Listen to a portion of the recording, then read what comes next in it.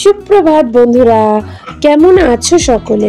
আশা করি তোমরা সকলে সুস্থ আছো এবং ভালো আছো। আর আমিও তোমাদের ভালোবাসায় সুস্থ আছি এবং ভালো আছি। দেখো, তোমাদের সাথে নতুন একটা ব্লগ নিয়ে আবার চলে এলাম। সকাল সকাল আমার নতুন একটা ব্লগে তোমাদের সকলকে স্বাগত জানিয়ে আজকের দিনটা শুরু করছি এখান থেকেই। আজকের দিনটা হচ্ছে শনিবার, আর ঘড়ির কাঁটা এখন বেজে গেছে ঘড়ির কাঁটা সকাল 9:30। আর এদিকে আমি স্নান করা হয়ে গিয়ে তার আগে তো জ্যাককে খাবার টাবার দেওয়া, কাঁচা ধোয়া এগুলো সবই করে নিয়েছি। করে টোরে নিয়ে আজকে বিছানাপত্রটাও পরিষ্কার করা এখনো হয়নি, যদি ওটা করবো। ওই শুধু বালিশগুলো একটু সরিয়ে রেখেছি। সৌরভ একটু আগেই আজকে উঠেছে আর বেরিয়েও গেছে তাড়াতাড়ি করে, যার জন্য আজকে একটু তাড়াতাড়ি এই দিকের কাজগুলো হয়ে গেছে।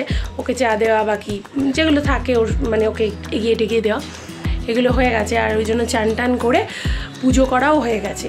এসে আমি এখন স্কিন কেয়ার করলাম। স্নান করে না আমি এই ঘরে আসি না, কারণ কি বলতো, ওরা তো ঘুমোয়, আমি সেভাবে ঘরটাকে ঝাঁট দিয়ে মুছতে পারি না সকালবেলা উঠেই, ওরা ঘুমোয় বলে। ওই সামনে ঘরটা ঝাঁট দিয়ে মুছে নিই, আর মা এমনি ঝাঁট দিয়ে নেয়। তো যাই হোক, তারপরে আবার পিসি আসার আগে আমি আমার ঘরটা ঝাঁট দিয়ে মুছে নিই, তারপর পিসি আবার ওদিকে চা করার করে নেয়। তো যাই হোক, আর এদিকে দেখো এখনও টিফিন খাওয়া হয়নি। টিফিন করা হয়ে গেছে, মা রুটি করে রেখেছে। তো টিফিনটা খেয়ে কাজে হাত লাগাবো, কারণ আজকে রান্নাবান্না বিশেষ কিছু নেই। কেন নেই কী বৃত্তান্ত সবটা পরে বলবো তোমাদেরকে। আর এখন যাব, আজকে একটু রান্নাঘরটা পরিষ্কার করতে হবে। অনেক দিন হয়ে গেছে, প্রায় 15-20 দিন তো বটেই, অনেক দিনই হয়ে গেছে। তো আজকে আবার একটুখানি রান্নাঘরটাকে ডিপ ক্লিন করতে হবে। চলো যাই, গিয়ে কাজগুলো কমপ্লিট করে নিই। পরপর যা করবো না করবো তোমাদের সাথে অবশ্যই শেয়ার করবো। চলো টাটা। এই দেখো, রান্নাঘরের এগুলোকে খালি করে দিয়েছিলাম, আর মা এদিকে এই জায়গাটা মুছে দিচ্ছে। মা এই পাশগুলো মুছা টুচাগুলো করে দেবে বললো। আর আমি ওদিকে যে কৌটোগুলো আছে না, ওগুলো জানো তো ভীষণ তেল হয়, কারণ আমাদের তো নন মডিউলার কিচেন, তো সেই জন্য সবটাই খোলা। আর রান্নাবান্নার সূত্রে তেল কালি তো হবেই, প্লাস কি বলো তো, রান্নাঘরটা না আমার খুব ছোট, যার জন্য তেল কালিটা হওয়া খুব স্বাভাবিক। আর এদিকে দেখো তাড়াতাড়ি করে ওই কৌটো যেগুলো রয়েছে সেগুলোকে ভালো করে আমি একদম সাবান জল করে নিয়েছি। আর ওই স্কচ বাইক আছে না, ওইগুলো দিয়ে ভালো করে আগে ঘষে নিচ্ছি যাতে তেলটা উঠে যায়। তারপরে এইখানে ভালো জল দিয়ে আবার মুছে টুছে পরিষ্কার করে নিচ্ছি।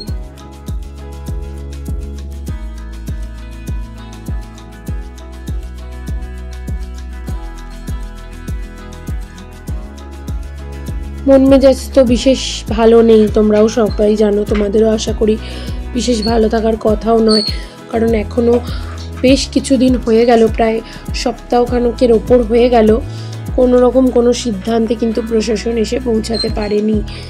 মেয়েটা আজকে চলে গেল পৃথিবীর বুক থেকে অবাধে, কোনো রকম কোনো রেজাল্ট নেই তার জীবনের। সে মানুষটা আজকে কাউকে কিছু বলতে না পেরে চলে গেল। সেই মানুষটার যে কতটা কষ্ট ওই সময় হয়েছিল, সেটা সেই মানুষটা ছাড়া আর কেউ কিন্তু উপলব্ধি করতে পারবে না। তো আমাদের সকলের উচিত যে আজকে আসল দোষী যারা, তাদের যত তাড়াতাড়ি সম্ভব আর কি যেন শাস্তি দেওয়ার পর্যাপ্ত ব্যবস্থা করা, এবং যতটা কঠিনতম শাস্তি দেওয়া যায় ততটা কঠিনতম শাস্তি দেওয়া উচিত। আর এদিকে দেখো, আজকে তো বিশেষ রান্নাবান্না কিছুই ছিল না, একদমই ছিল না। ওই জলখাবারটুকুই বিশেষ করার ছিল, যেটা মা অলরেডি সকালে করে ফেলেছে, কারণ আমার পুজো টুজো দেওয়ার ছিল।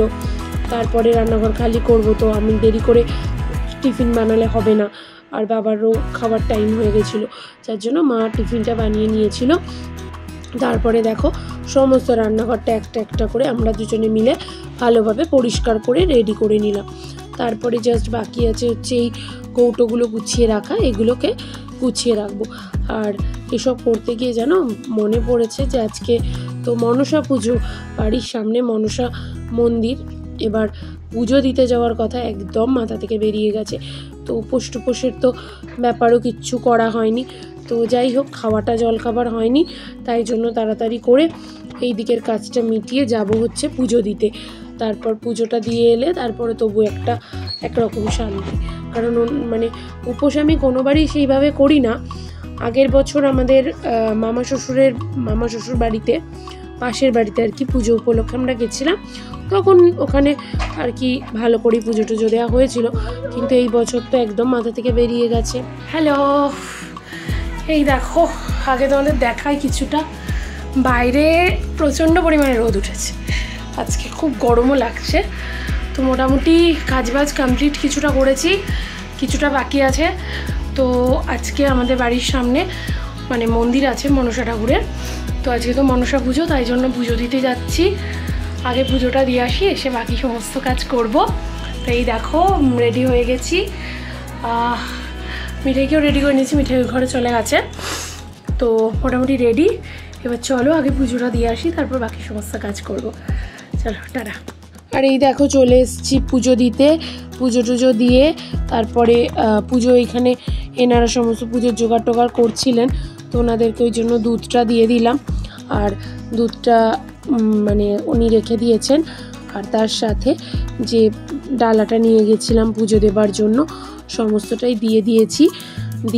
দিয়ে তারপরে এখানে পুষ্পাঞ্জলি দেওয়ার বিশেষ ব্যবস্থা আছে কিনা আমি জানি না, কারণ আমার বিয়ের পর এখানে আমি ফার্স্ট টাইম পুজো দিচ্ছি।